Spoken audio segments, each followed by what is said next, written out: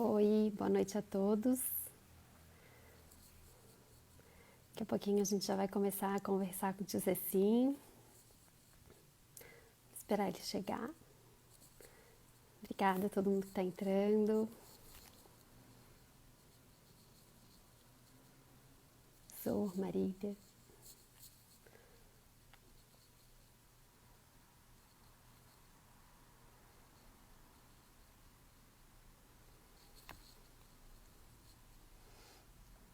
Tio Cecim, tio Cecim.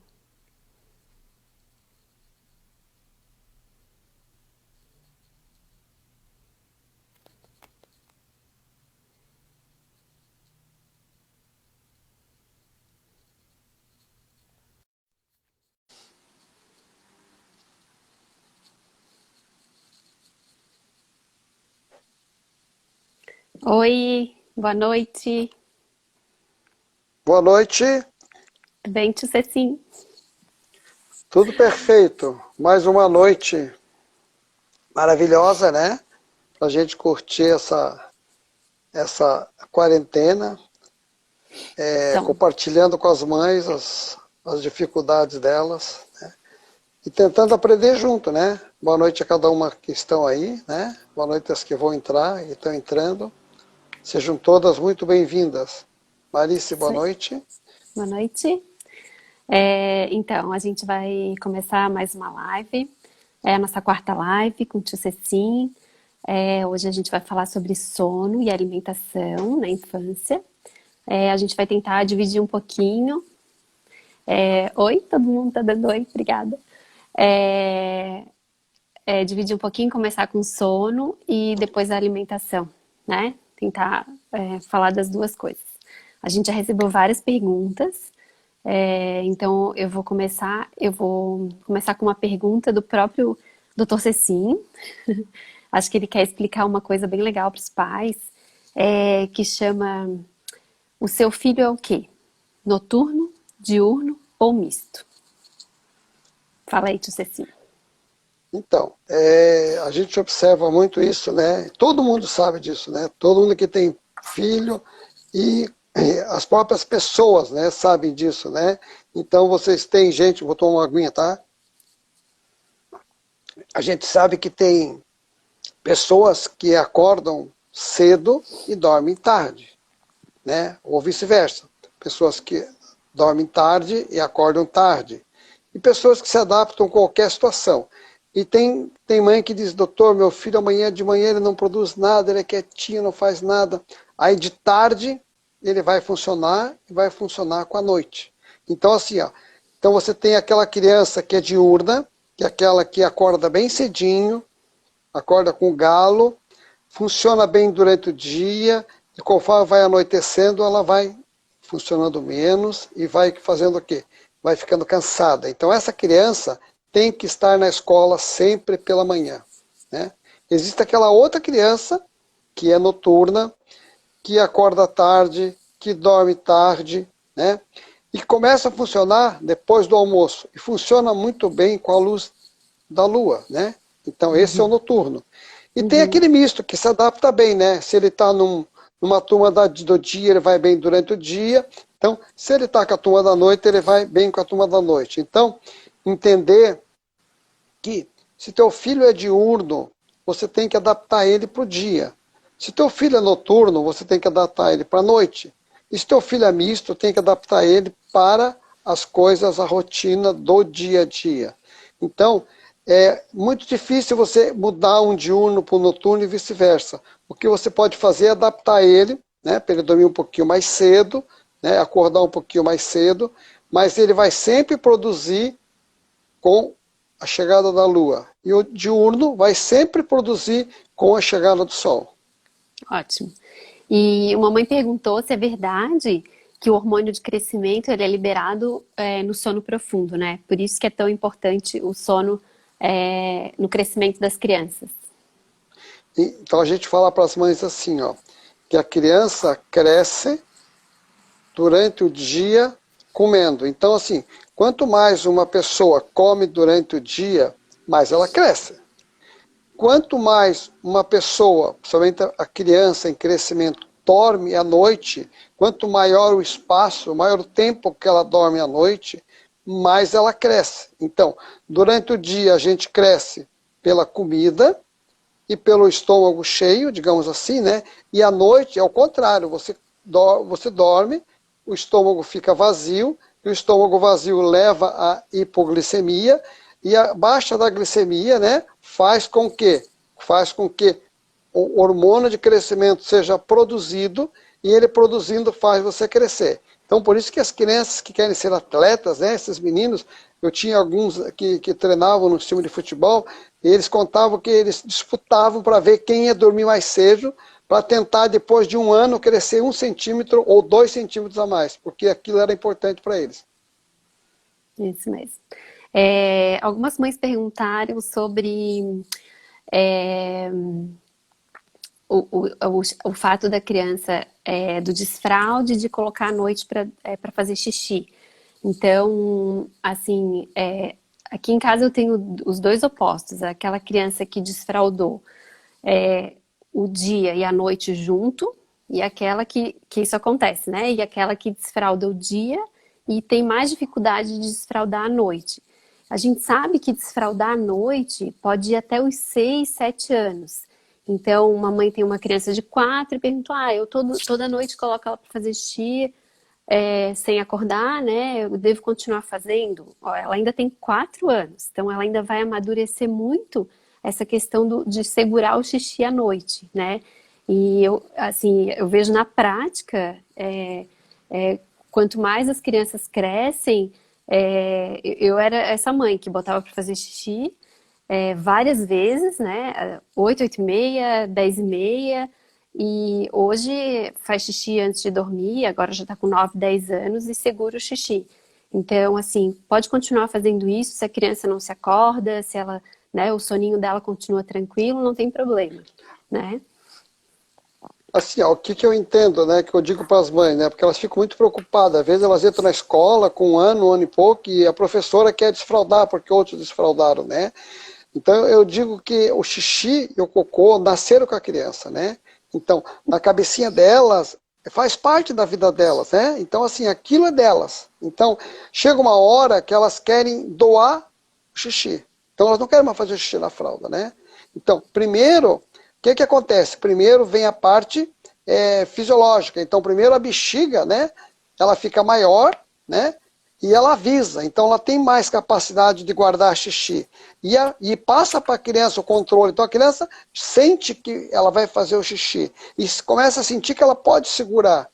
Então, aí ela primeiro controla do xixi. E primeiro é diurno. Depois de um tempo, ela passa a controlar o cocô. Né? Então, a mesma coisa, ela vai sentir que ela pode segurar e pode soltar.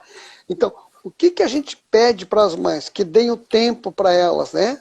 Tempo para elas fazerem. Então tem criança que é com 1, tem criança que é com 2, tem bebês nossos que a gente escuta que a mãe diz que com 3 meses tem que tirar a fraldinha para ele fazer o cocô. Então começa, mas isso é uma exceção. Então assim, não tem porque um fez, o outro tem que fazer antes, não. Então, primeira coisa, não forçar. O que a gente tem que é um sofrimento para a mãe, para a criança, para o pediatra, é aquela mãe que tenta tirar, principalmente o cocô, 2, né? E a criança não está habilitada, mas por questão né, de uma imposição muito grande, ela tira aquela fralda e logo a seguida ela faz o quê? Ela faz a constipação, ela segura. E daí começa a fazer o escape, que é soltar aquele cocôzinho por trás, né? Daquele cocô duro. Isso é um sofrimento. Então, a gente vai aqui pedir para as mães deixarem cada criança no seu tempo. Pergunta, ó, quer fazer o xixi lá onde a mamãe faz, o papai faz, quer fazer lá? Sempre com piniquinho e sempre tem que ter o pé no chão. Então, se for mais alto, coloca um banquete para que ela coloque os pés em cima de um apoio. Isso vai ajudar demais. Então, é fundamental deixar cada criança no seu tempo, tá? Certo. Uma pergunta bem frequente. Como parar de ir para a cama dos pais à noite? Olha, eu digo que a pediatria tem algumas coisas muito difíceis de resolver, né? Eu acho que hoje, tá? A situação mais difícil que o pediatra enfrenta é a questão do sono da criança. entendeu? Nós já vivemos um tempo onde o problema maior das crianças era não comer, né? A gente já teve um tempo em que as crianças tinham doenças muito graves, né? Superamos isso. Então, vocês viram que a gente veio do problema físico, né? De sobreviver as crianças, das doenças infecciosas graves, das meningites, do sarampo, do poliomielite, tudo. A gente foi conseguindo contornar tudo isso, as diarreias, e aí passou para desnutrição, aí passou para a criança que não comia, hoje já não temos tanto isso, e agora estamos numa geração de crianças que não dormem. Essa semana toda eu fiquei pensando o tempo todo, né, me lembrando das coisas, de fatos, dos meus pacientes, e o que a gente nota? Primeiro eu penso assim, ó, que vem da mãe, né, assim, ó, assim, vem da mãe, do subconsciente da mãe, né. Foi interessante, semana passada, uma mãe veio lá com uma criança de 8 anos, e a queixa dela era o seguinte, que a criança ia dormir na cama dela, que ela acordava para ir dormir na cama dela. Mas a criança esperta, ela levantava o dedinho assim, posso falar, posso falar, posso falar? Então você via que não era uma criança imatura, né? Aí eu perguntei para a mãe assim, senhora, a senhora tem quantos filhos? Só tenho esse. Quantas gravidez a senhora teve? Ela falou assim, eu já tive 4. O que aconteceu? Eu perdi os outros. Então, o que acontece? No subconsciente da mãe, o medo dela perder aquela criança é tão grande, né? Que ela puxa aquela criança para ela de noite também, entendeu? Assim, ela está tão ligada naquela criança que ela não conseguiu cortar o cordão umbilical, né? E ela nem percebe isso. Então, assim, a conclusão que eu tiro, na maioria dos casos, né, é que isso é a mãe que não solta. É a mesma coisa, é a história da creche, né? Quando a mãe leva uma criança para a creche a primeira vez. Então eu digo assim, senhora, a senhora não está segura, tá? A senhora não leva. Por quê? A pior coisa para a criança é ver uma mãe se despedindo dela na frente da creche, dizer assim, filhinho, queridinho, amorzinho, a mamãe vai deixar, estou aqui, mas não queria. Ah, a criança vai chorar um monte, né? Vai dizer, pelo amor de Deus, é que minha mãe está me deixando, vai me deixando no inferno, eu não vou ficar aqui não, vou chorar. Agora, se ela chegar, filhinho, fica aqui, a mamãe depois volta, brinca com as crianças, então assim, a segurança da mãe vai passar a segurança para a criança. Então isso vale para a creche, isso vale para o sono, mas assim, ó, é muito difícil para uma mãe, às vezes, conseguir entender isso, e às vezes até para o pediatra entender, né, essa conexão, né, da mãe, da entranha, de ser gerado dentro do ventre, dos medos que ela passou, dos medos que ela sentiu durante a gravidez, de medo de ter, de repente, algum filho especial, de ter algum problema de defeito, de perder a criança, entendeu? Quantos sonhos passam na cabeça das mães? Eu não sou mãe, né? Mas eu imagino quanto que uma mãe sofre né, e durante uma gravidez de medos, né, da criança não ser, de tantas mil coisas assim. Então, eu acho que a primeira coisa é a mãe fazer uma terapia. Eu acho que assim, a primeira coisa, eu sempre digo assim, ó, você tem que agir na fonte. Quem é a fonte? É a mãe. Então a mãe tem que fazer uma fonte para ela conseguir se libertar disso. E a partir do momento que ela se libertar dessa história, a criança vai ficar tranquila no quarto dela. É aquela história da tua amiga lá que mora em Hollywood, né? A hora que a criança viu, né, que o pai estava em casa, que a mãe estava em casa, que estava seguro, ela se soltou. Então, às vezes, a segurança da criança em relação à mãe, mas muitas vezes é da mãe em relação à criança. E isso não tem remédio, tá? Então, assim, ó, eu me lembro que quando a gente começou, era um horror, né? Se dava medicação muito forte para as crianças. Pô, eu achava um horror aquilo. Rivotril, gotinha, Neuleptil para as crianças dormir, entendeu? Assim, então, hoje a gente sabe que isso é destruir o cérebro de uma criança. Então, o que a gente faz? Procura a causa e vai passar, entendeu? Como essa pandemia vai passar, essa história vai passar. Com que velocidade que vai passar? Dependendo do DNA da criança, dependendo da maturidade da mãe, né? Assim, ó, de quanto que a mãe, né? De quanto que a mãe elabora com essa criança, né? Quanto que ela consegue se libertar dessa criança, tá? Então, assim, ó, se a mãe não conseguir se libertar da criança, a criança não vai se libertar da mãe, porque foi dali, entendeu? Ela é parte integrante da mãe, não é do pai, não é da avó, não é do pediatra. Então, sempre, infelizmente, tá, mãe? Você é tudo, tá? De bom e também de algumas coisas que são mais difíceis. Mas você é a fonte da solução de tudo também, tá? É, tiveram algumas mães que relacionaram assim a dificuldade do crianças um pouco maiores, uma de 1 ano e outra de 1 ano e 10, que ainda mamam no peito. E aí essa criança mama de hora em hora, acorda várias vezes à noite. Então a dúvida dessas mães é assim, e agora o que fazer, né? Porque não Então quer a gente deixar o vai peito, voltar. mas Então, assim, ó, o que a gente acho que é falou, né? É uma coisa de entranha, né? É uma coisa de entranha a relação da mãe com o bebê. Então, assim, tem bebês que já têm um DNA de independência, né? Eles já mamam um pouquinho e vão embora. Começa com 6 meses, come de tudo, mama de dia, dorme de noite. Tem uns bebês que são maravilhosos. Então, eu digo assim, que até 6 meses é, digamos assim, uma obrigação da mãe amamentar, né? De 6 meses até 1 ano, uma opção no mundo de hoje, né? E acima de 1 ano é uma paixão. Então, quando a mãe pergunta assim, como é que eu faço para deixar de deixar a amamentação, né? Depois de 1 ano, né? Eu falo assim, a hora que a senhora decidir. Ninguém pode decidir pela senhora. Nem eu, nem seu marido. Às vezes o marido chega, eu queria que ela deixasse né? Que o menino já está, né? Então, eu disse assim, não, isso é uma paixão. Uma hora ou a mãe vai deixar a paixão, ou a criança vai deixar. Enquanto não deixar, é assim mesmo, né? Paixão, que nem o apaixonado, que vocês já foram apaixonadas uma vez pelo marido, pela mulher. Você vê que paixão é querer ficar 24 horas junto por dia. E a mesma coisa aquele bebê, ele quer ficar 24 horas por dia grudado na mãe. Uma hora vai passar, como a paixão passa, né? É o mel, né? Que uma hora derrete e aí vira uma vida natural. Então, nesses casos, a mãe tem que tomar quando ela quiser, aí ela vai parar, porque daí ela vai dizer assim, meu filho, agora tu vai dormir e a mãe vai dormir, tá?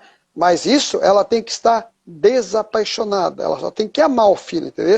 Uma coisa é amar, outra coisa é paixão. Então, nessa hora, existe uma paixão entre os dois que é maravilhosa e que vai passar muito rápida. Se tu imaginar que nós vamos viver, essa geração vai viver 100 anos, 2 anos, né, com a criança, você está falando em 2% de investimento, tá? Para ganhar 98% de investimento, tá? É 2 contra 98. teve uma mãe que perguntou sobre. Ela coloca o filho para dormir, mas ele demora muito para dormir. Ele fica 1 hora lá enrolando para dormir. Que conselho o senhor daria, que dica para essa criança? Assim, ó, é porque provavelmente essa criança deve ser noturna, primeira coisa, tá? Então, se ela demora para dormir é porque ela é noturna, então ela só vai dormir, o sono dela não vem, ela vai ter que adquirir.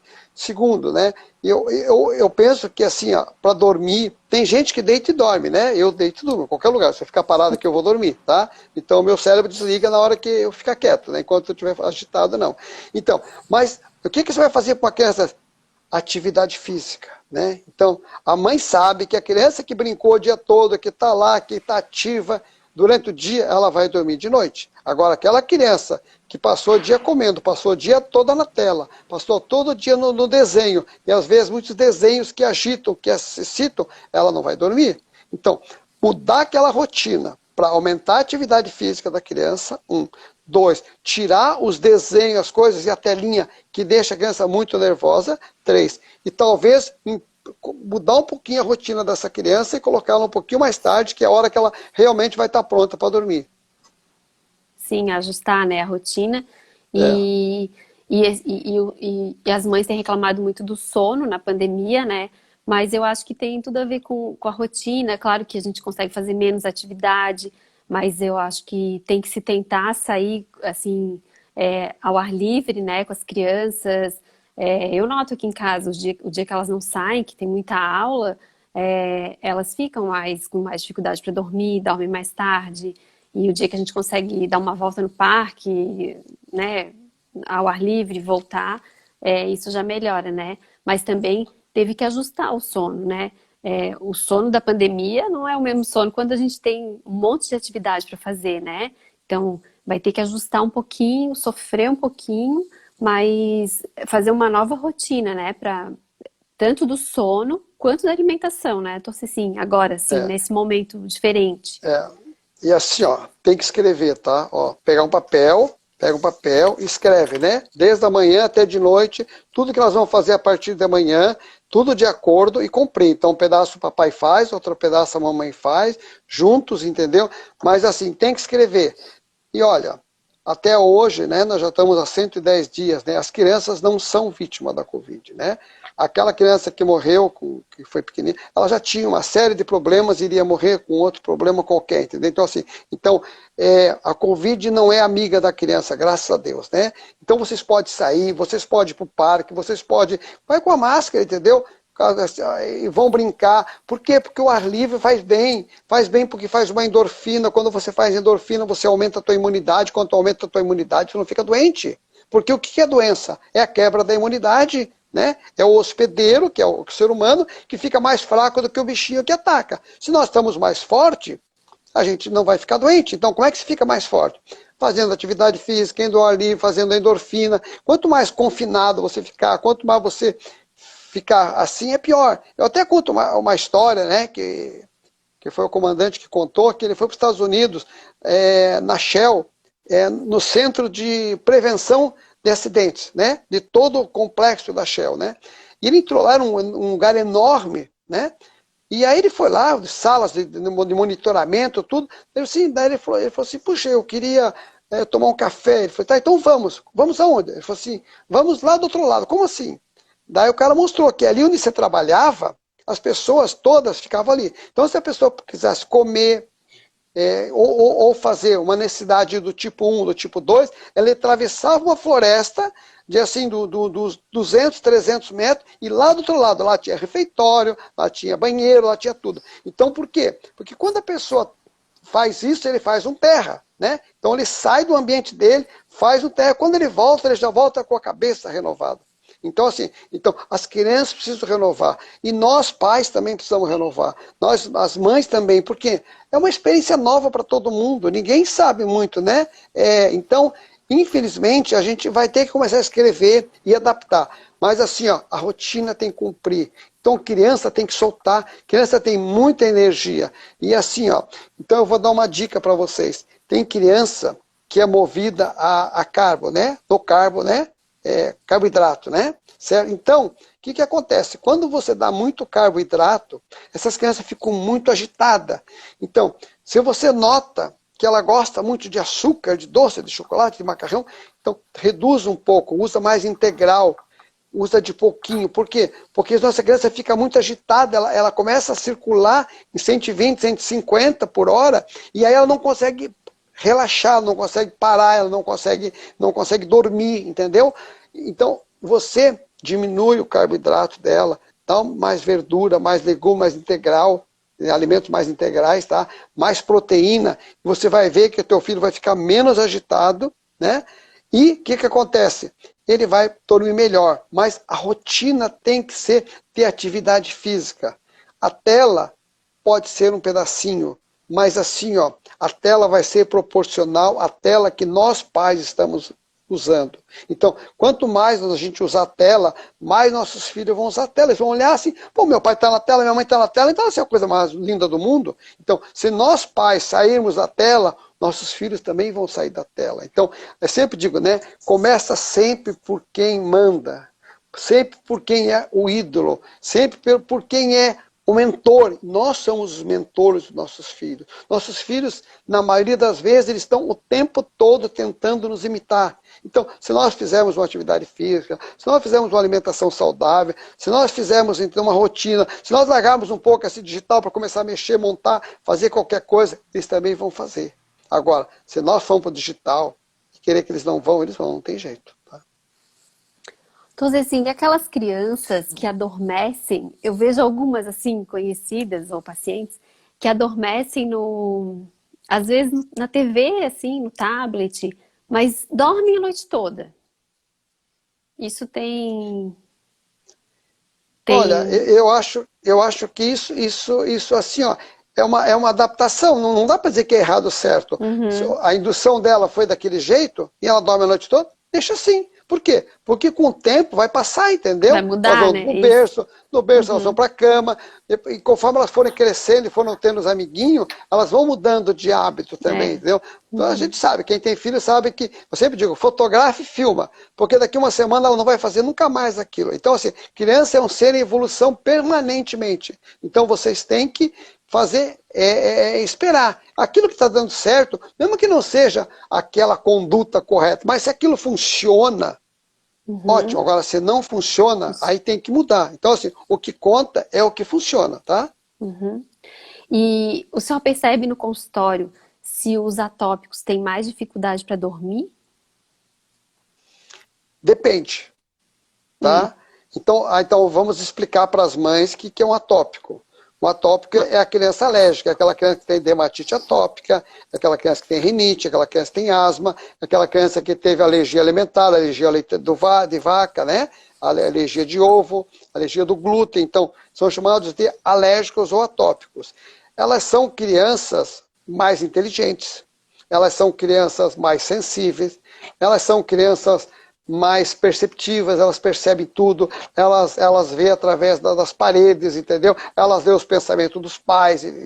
Então o que acontece? Não é que elas têm mais dificuldade para dormir, é porque elas precisam de mais carinho, tá? Elas precisam de mais atenção.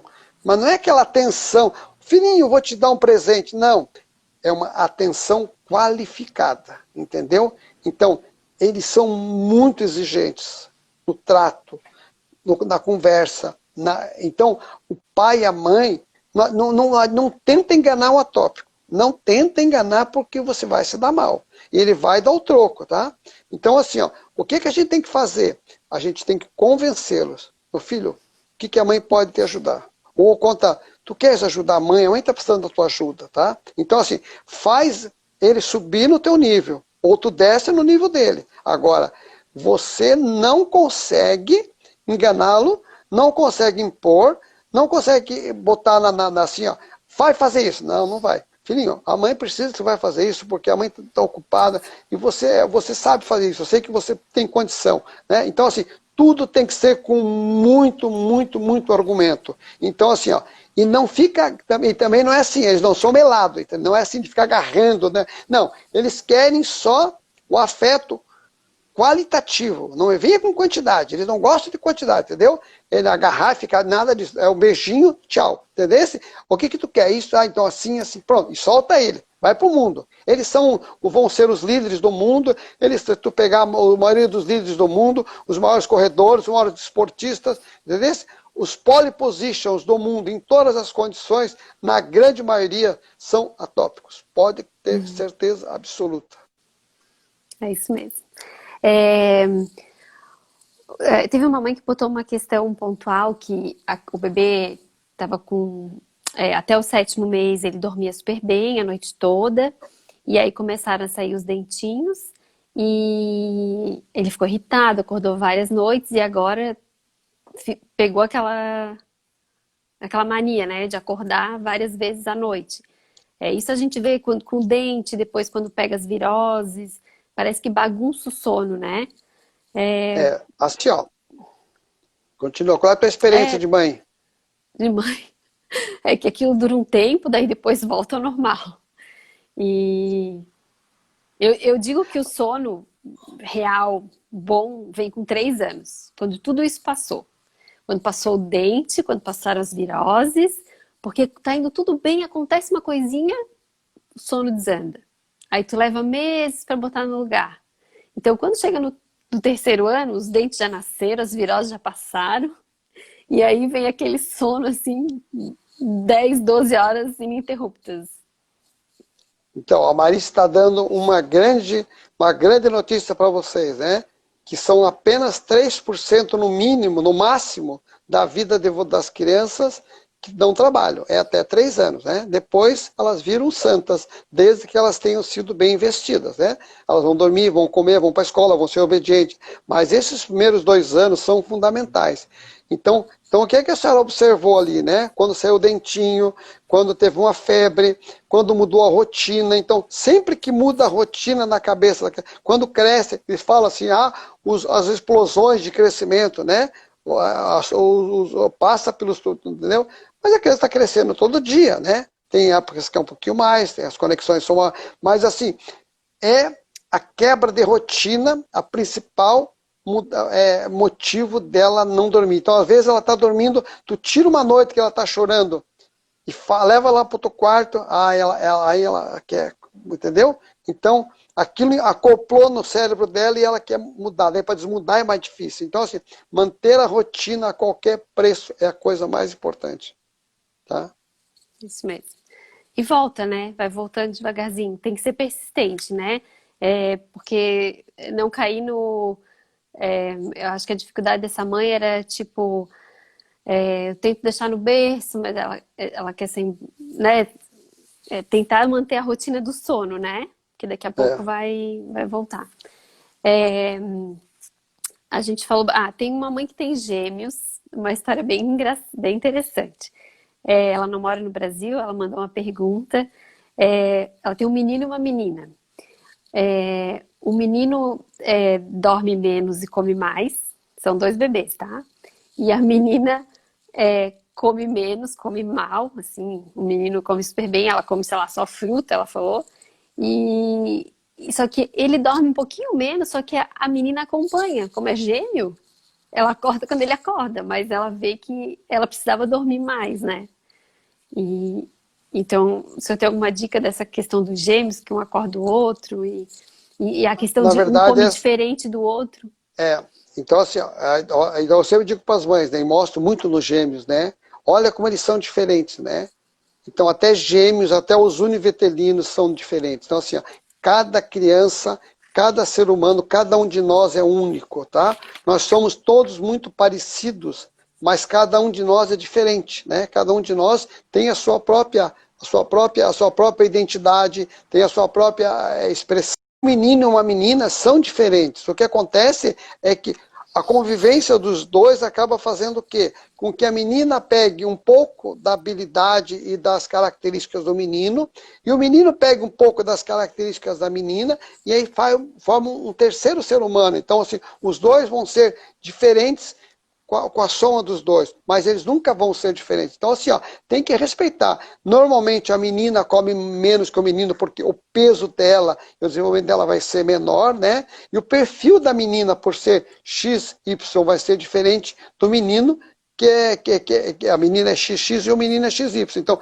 a genética dos dois vai ter uma manifestação diferente. Então, não se preocupe, eles nunca vão ser iguais, eles nunca vão se manifestar de maneira igual, entendeu? Mas você tem que respeitar. O que você tem... Agora, uma coisa muito importante, tá? Como são gêmeos, então, nunca tome partido. Tá? Então, quando eles começam a brigar, não tome partido. Por quê? Porque sempre alguém vai ficar contra a mãe. Alguém vai achar que a mãe, né, que a mãe gosta mais do outro. Então, lá em casa, com os 4, né, eu sempre dizia assim, vou contar até 10, ou vocês fazem as pazes, ou os dois vão ficar no quarto de castigo. Tá? Certo? Então, faz sempre isso. Faz eles tomarem a posição, eles se acertarem, tá?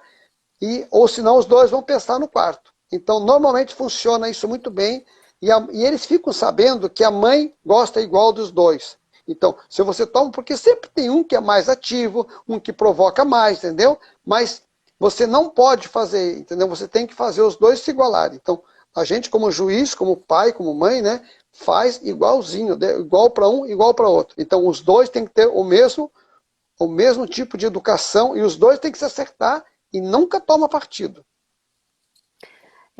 Sobre as sonecas diurnas, né? O bebê começa, tem 1 ou 2 sonecas. Até que idade? Existe uma idade ideal que tem que parar? Depende da Assim, criança? assim, quanto mais alto, o que é mais alto? Assim, quanto mais a criança for mais ativa, né? Porque tem aquela criança que é introspectiva, que a pessoa fica, né? Tem pessoa que tu conhece, que é tá tudo bem, né? E tem aquele que é explosivo. Então, assim, quanto mais explosiva essa criança for, menos ela vai dormir de dia, mais rapidamente ela vai perder as sonecas, né? Quanto mais introspectiva a personalidade dessa criança for, mais soneca ela vai fazer de dia e mais soneca ela vai fazer de noite. Então, tem muito a ver com a rotina, mas também tem que ver com a personalidade da criança, né? A gente vê que no primeiro ano de vida a criança cresce bastante, né? Ela cresce muito assim. É peso, é crescimento todo mês. E por que que ela cresce menos no segundo ano de vida? É porque assim, ó, na verdade, os 6 primeiros meses, né, é o crescimento máximo, né? Então, do 0 a 6, a criança praticamente fecha 80% do peso dela até um ano.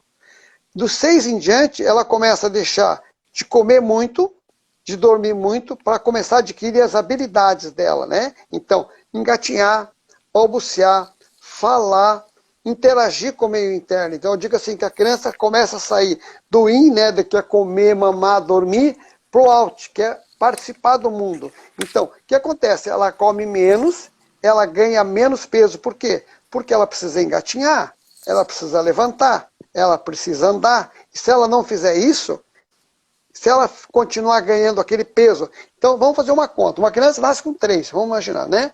Com 1 ano ela tem 9. Ganhou quanto? Quilos. 300%. 9 quilos, tá? Nasceu com 3, 1 ano, 9. Se ela fosse ganhar igual, com 2 anos ela teria quanto? 27. E ela só vai ter no máximo 11. Então, assim, para a mãe entender por que que ali com 1 ano e meio, 2 anos, a criança come muito menos. Por quê? Porque a criança não precisa comer, tá? O cérebro dela não está mais ligado na comida, mas está ligado nas habilidades, andar, correr, brincar.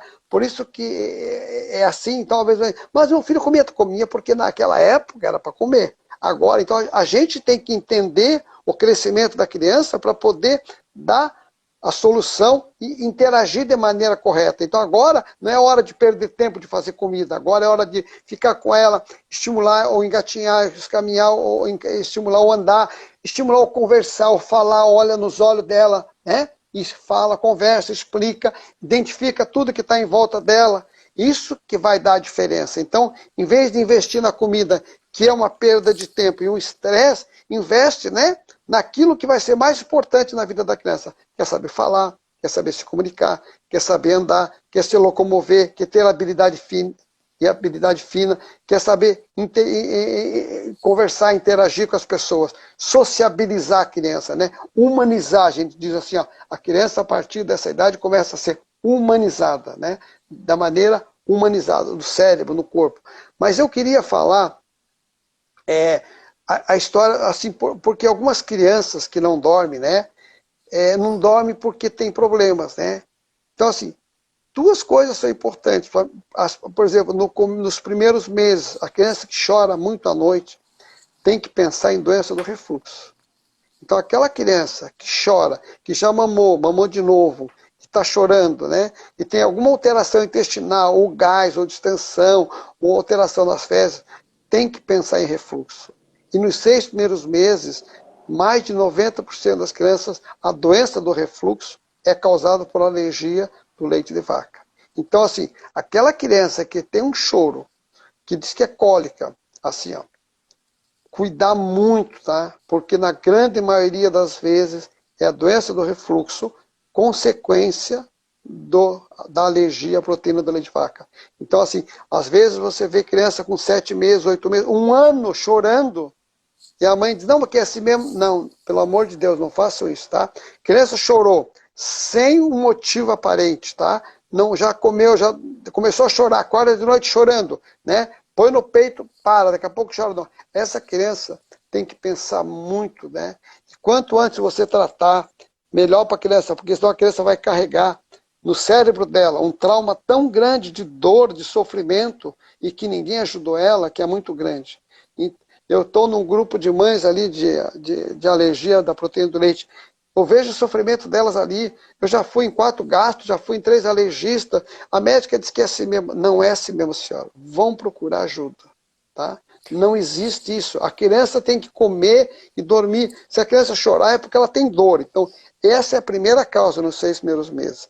Depois, em torno de um ano, 2, pensar sempre na respiração. Então, se a criança dorme de boca aberta, se a criança ronca, essa criança sofre, porque ela acorda muitas vezes à noite, tá? Porque ela tem que acordar, e aí o que acontece? No outro dia ela fica irritada. Por quê? Porque ela fica brigando com o sono, porque ela não dormiu bem. Isso influencia no crescimento dela. Então, cuidar bastante se a tua criança dorme de boca aberta, precisa fazer o tratamento. E se a criança, às vezes, está na escola lá, brigando, irritada, vê se ela não está dormindo de boca aberta, porque daí à noite, o que acontece? À noite ela dorme mal, no outro dia ela fica irritada, e aí não consegue se concentrar, não consegue ir bem na escola, então isso tem que continuar muito bem, tá? Eu queria parar agora só para dar um beijo bem grande na minha amiga doutora Keiko, né? Que lá de Santos, uma das maiores pediatras do mundo, uma das mães da amamentação, foi ela, junto com o doutor Jaime, que criaram tudo que a gente sabe de aleitamento materno. Ela está nos vendo lá, e eu estou assim, O Jaime emocionado também e muito... tá. O Jaime também está? Ai, Já que mandou legal, o doutor mensagem. Jaime. Doutor Jaime o doutor Jaime com a Keiko foram os que produziram o leite materno, né? E o doutor Jaime, sem sombra de dúvida, tu vê, nós aqui em Florianópolis temos o maior pediatra vivo do mundo, doutor Jaime Morawski. Todos os pediatras do Brasil, nos últimos anos, nos últimos 40 anos, né? Todos eles têm como livro de cabeceira e aprenderam pediatria no livro do doutor Jaime. Diagnóstico e tratamento. Jaime Morawski. Parabéns, e muito feliz de estar aqui, né, de ele estar aqui ouvindo, né, ele devia estar falando, né, nós vamos fazer uma live junto, eu com ele, vamos falar sobre a alergia de leite de vaca. Mas então, essas duas pessoas nos deixam extremamente felizes. Muito obrigado por estarem aqui, obrigado por serem meus amigos, né, e eu aprendo demais com vocês, tá? Eu vou responder uma perguntinha que é sobre... Vamos começar a falar um pouquinho de alimentação. Se a alimentação pode interferir no aspecto da pele da criança. Sim, não só na pele, como todos os tipos de alergia. Então, se a gente tiver uma alimentação rica em corante, conservante, ou seja, quanto mais natural a dieta, melhor vai ser essa pele, né? Mas não ataca só a pele, pode atacar rinite, pode atacar asma, né? Os alimentos artificiais. Mas essa criança pode ter uma alergia específica, pode ser ao leite, ao ovo, ao amendoim, camarão, mas isso não é a regra, tá? De cada 10 crianças com dermatite atópica, por exemplo, 2 vão ter alergia alimentar. Então a gente pensa primeiro numa alimentação em geral, o mais natural possível, para depois pensar em alergia alimentar, tá? A mamãe perguntou se um bebê com a PLV vai ter a vida inteira. Não, o que a gente sabe é que a cada ano que passa, as alergias alimentares melhoram, geralmente até cada ano melhora muito, né? E até os 5 anos a maioria já tem a sua alergia, né? Tô assim, acalmada, passada, resolvida. A mesma coisa vale para outros alimentos, como banana, né? Que é muito comum. Então, a cada 6 meses, se testa de novo alimentos, reintroduz e vê como a criança responde. Quer falar? Não, eu só coloquei ali que a mãe falou do adenoide, né? Então, assim, o que a gente tem muito hoje, né? Então, a criança tem um adenoide grande, uma amígdala. Então, normalmente, quando tem amígdala grande, tem que operar. Quando tem só adenoide, na grande maioria das vezes, você faz tratamento clínico e resolve. Só que quando ela já dorme de boca aberta, o que aconteceu? Esse músculo da pele oral aqui, ele já está hipotônico, quer dizer, ele não funciona mais. Então toda criança, ou com cirurgia ou com tratamento clínico, ela precisa fazer a reabilitação dessa musculatura perioral. Isso se faz com a fono, né? E a melhor fono que nós temos aqui, desculpe as outras que eu não conheço, é a doutora Cibele, tá? Então a doutora Cibele é a maior especialista do Brasil em reabilitação dos respiradores orais. Então, assim, toda criança que tem rinite, que respira, tem adenoide. Então, primeiro ela tem que tratar adenoide, abrir, né, o espaço. Se ela tem aumento de corneto, né, da rinite, ela tem que desinflamar os cornetos, tratar as causas. Aí abriu o nariz, desobstruiu o adenoide, aí vai ter que fazer a fono, que é reabilitar essa musculatura, porque senão a criança vai continuar respirando pela boca, porque ela perdeu aquela habilidade de respirar pelo nariz, porque a musculatura ficou hipotônica, tá? E minha filha é respiradora, paciente da Cibele, e o que eu aprendi ao longo dos anos é que o respirador bucal, ele fica com uma memória, esse músculo.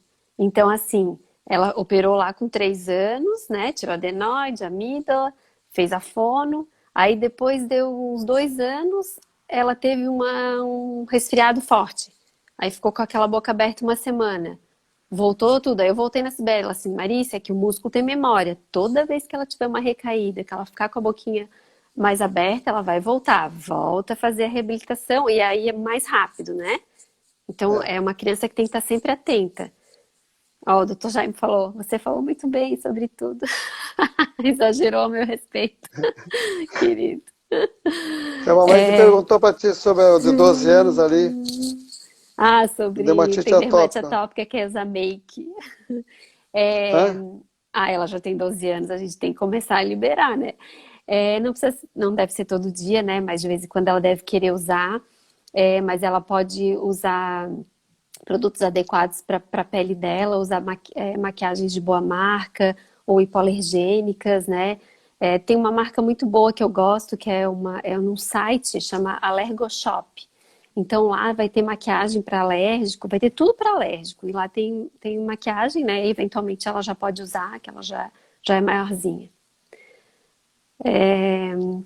Uma criança de 4 anos pode comer sozinha? E essa independência Pode, com a né? alimentação? Assim, ó, tem criança que come com 1 ano sozinho, tem criança que com 4 anos quer comer, quer comer. Assim, ó, depende da criança e depende da mãe, né? Então, assim, ó, é sempre um binômio, né? Então, às vezes a criança se independe, fica, né? Joga independência e pronto, vai embora. E tem criança que quer ficar dependente. Tem criança que quer se libertar e a mãe não deixa. E tem outra que a criança não quer se libertar e a mãe joga para. Então, assim, cada criança é uma criança. Então, assim, ó, eu sempre digo, ó, procura uma ajuda profissional, porque a gente, como pai, como mãe, ali envolvida naquela situação, você fica muito no teu emocional, você fica muito no medo, muito, entendeu?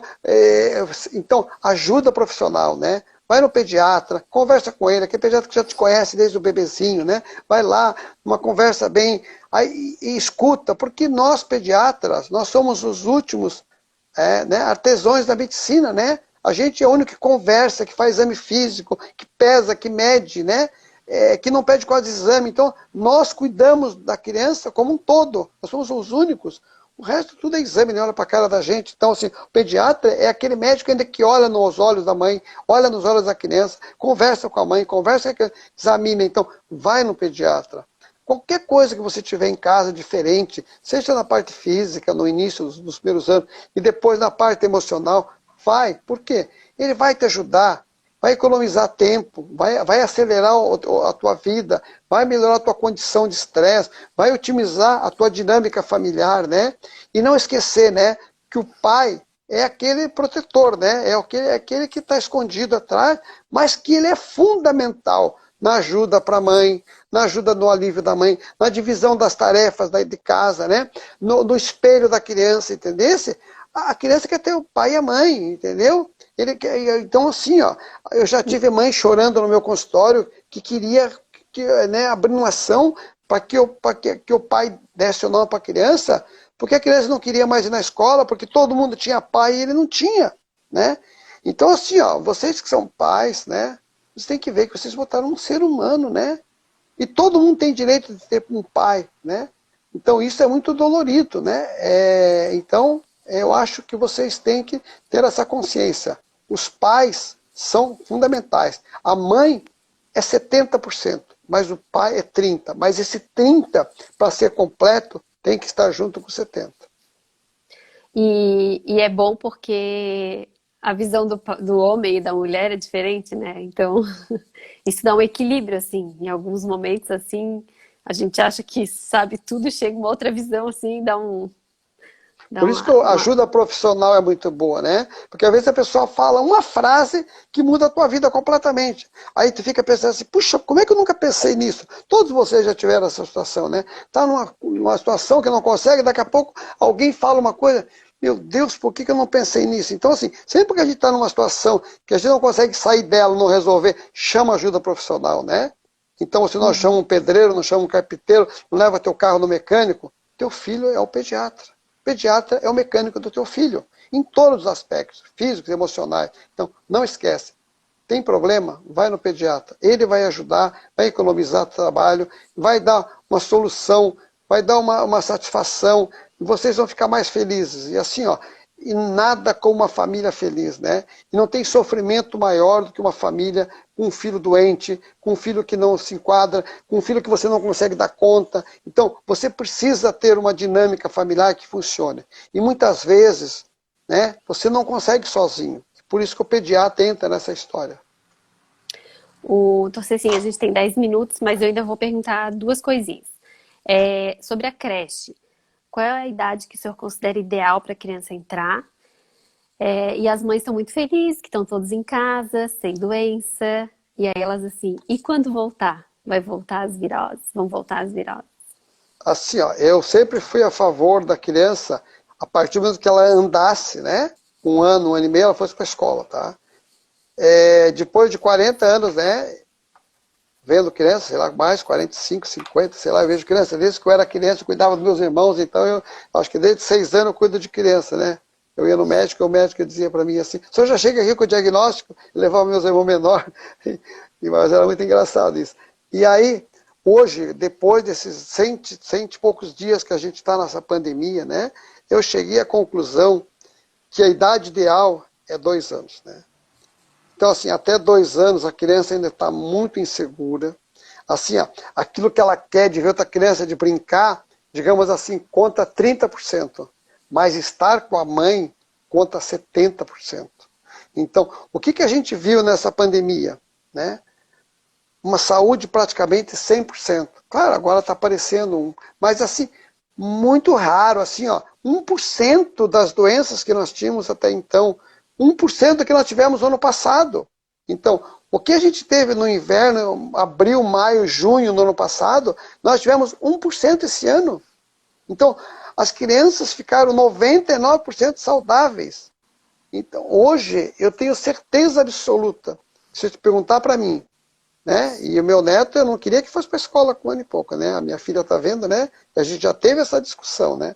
Porque 2 anos, porque com 2 anos a criança está mais segura, o sistema imunológico está melhor, já saíram todos os dentes, né? Ele já está quase que desfraldado, ele já fala muito bem, ele já se defende bem, ele já está com uma interação melhor, então ele pode ir. Então, eu penso que com 2 anos é uma idade boa, excelente para uma criança ir para a escola, para interagir com outras crianças, para conviver com outras crianças. Então, eu mudo a minha opinião. Eu acho assim, todos nós devemos mudar a nossa opinião quando a gente vê que uma outra opinião ou um outro fato faz com que as coisas fiquem diferentes ou fiquem melhores, né? Agora, quem precisa antes, não sei. Eu acho que as pessoas, o governo vai ter que mudar. Eu penso que é muito melhor, ao invés de construir creches para crianças, né, dar uma ajuda para uma mãe que está em casa, que quem tem salário, né, que receba uma ajuda por mês, ao invés dela sair para fazer faxina e deixar o filho na escola, que vai ficar doente, e que depois ela vai trazer o filho doente para casa, e vai para o hospital, e vai deixar de trabalhar. Então, é muito mais saudável para a mãe, é muito mais saudável para a criança, é muito mais saudável para a sociedade, é muito menos peso para o Estado, é muito menos peso para o serviço de saúde, tá? E assim, ó, e muito menos sofrimento para as crianças, né? As crianças é que sofrem, né? Quem fica doente é que sabe, né? Você tem um parente doente, você sofre, mas quando você fica doente que você vê, né? Quando a gente fica doente, né? Que a gente valoriza mais a doença das crianças, valoriza mais. Quando a gente fica muito tempo sem ter uma dor, sem ter nada, a gente vai achando aquilo mais tecnicamente. Mas quando tu fica doente, tu fica com uma amidalite, pega uma infecção, aí você diz, meu Deus do céu, né? Dói, né? Sofrimento, né? Ter doença, estar doente, é muito sofrimento. Então, assim, ó, a gente pode aliviar muito, a gente pode encurtar muito o tamanho e a quantidade de infecções que uma criança tem. desde que a gente fique com elas em casa, que a gente vá no pediatra, que a gente faça tudo bem certinho, né? Assim, fazer a vacinação, amamentação, né? Rotina, ar livre, vitamina D, né? E amor, né? A criança precisa daquele halo. Então, assim, ó, o cordão umbilical eu acho que só se corta realmente, definitivamente, a partir de 2 anos. Então, até 2 anos, olha, 2 anos na tua vida não é nada, mãe. Você com 30 anos vai ter mais 70 para viver. Você pode fazer 1000 vezes aquilo que tu queria fazer. Tu vai fazer 5 faculdades, 10 viagens ao mundo. Agora, aquele filho bem preparado vai te dar a condição para você ir cada vez mais longe e cada vez com mais alegria. Agora, se você não preparar o filho, se você não cuidar bem dele, você, ao invés de viajar para o mundo, ao invés de fazer seus cursos, você vai ter que ficar cuidando, né? Porque ele não vai ser um bom filho, ele vai estar sempre no lado errado, ele vai estar sempre fazendo coisa errada, ele vai estar sempre tentando te atingir de alguma forma, entendeu? Todo aquele vínculo que você não concretizou, a criança vai acabar sendo um jovem, um adulto, que vai estar sempre, né, na defensiva contra a mãe. E vocês podem ver, né, eles não voltam para matar o pai, eles voltam para matar a mãe. Às vezes, quando aquelas mães muito permissivas, que deixam tudo, o filho chega uma hora que ele vai fazer fora de casa o que a mãe permitia que ele fizesse em casa, bater na cara da mãe, né, tudo que ele fazia a mãe passava nas costas, né, ele batia, quebrava um brinquedo, batia no amigo. Não, meu filho, está tudo certo. Quando ele foi fazer isso lá fora, a sociedade acabou com ele. E daí ele falou assim, mas minha mãe permitia tudo para mim. Então, assim, ó, não se permite nada para os filhos, a não ser aquilo que seja verdadeiro, né? E a gente não dá nada para o filho, a não ser aquilo que ele precisa, não é aquilo que ele quer. Porque filho não sabe nada. Filho precisa ser educado. Quem sabe somos nós. E a gente sempre eu faço aquela comparação, né? Só deixe teu filho fazer o que tu permite que teu marido faça contigo, né? E o homem é a mesma coisa. Então ele só deixa tu fazer teu filho o que tu permite que tua mulher faça contigo, né? E o que a gente quer que as pessoas façam com a gente? Quer que façam carinho, quer que tratem bem, quer que tratem com educação, quer que respeitem a nossa rotina. Então, isso vale para nós, para o nosso casamento, para a nossa relação com os amigos, com as pessoas, mas principalmente com nossos filhos, que vão ser o produto daquilo que nós fizemos com ele e principalmente vão ser o produto daquilo que a gente viver, né? Daquilo que a gente fizer, da nossa vida no dia a dia, né? Das nossas atitudes. Filho vai copiar a nossa atitude. Eu digo que filho é papagaio, né? Tudo que tu fizer, ele vai fazer exatamente igual. Ai, então a gente vai ter que encerrar. Se a gente não respondeu alguma pergunta, eu peço que mandem de novo que a gente responde. Obrigada, Tia Cecim, pela nossa mais uma live inspiradora, educadora. O Tio Cecim, ele é pediatra e educador. Boa noite a todos. Obrigada pelas palavras de carinho, obrigada por todos, pelos amigos, pelos pacientes, pelos colegas, pediatras. Obrigada. Tio Cecim, pode se despedir. Tens 1 minuto. Então, muito obrigado. Feliz pelo... Olha, eu sou obrigado, né? Jaime, muito obrigado por estar aqui, por ser essa luz que você é, né? Para essa pessoa maravilhosa, né? A simplicidade, né? Eu sempre digo, né? As pessoas grandes são simples, né? A Keiko também, você precisa conhecer o Jaime e a Keiko, né? São 2 pessoas maravilhosas, competentes, doação, né? São um sacerdote e uma sacerdotisa da pediatria, né? Cuido das crianças, né? Então eu acho que se hoje as crianças estão melhores, né? Se as crianças hoje têm uma qualidade de vida melhor, se nós temos uma mortalidade infantil menor, entendeu? Nós temos uma sobrevivência maior, nós temos crianças mais educadas, se deve muito ao trabalho do Jaime e da Keiko, né? Mas principalmente o Jaime que fez o livro e que todos nós pediatras nos inspiramos e tratamos as crianças, aprendemos a pediatria com ele, com o livro dele, né? E com a simplicidade dele, né? E ele é assim, né? Ele é um...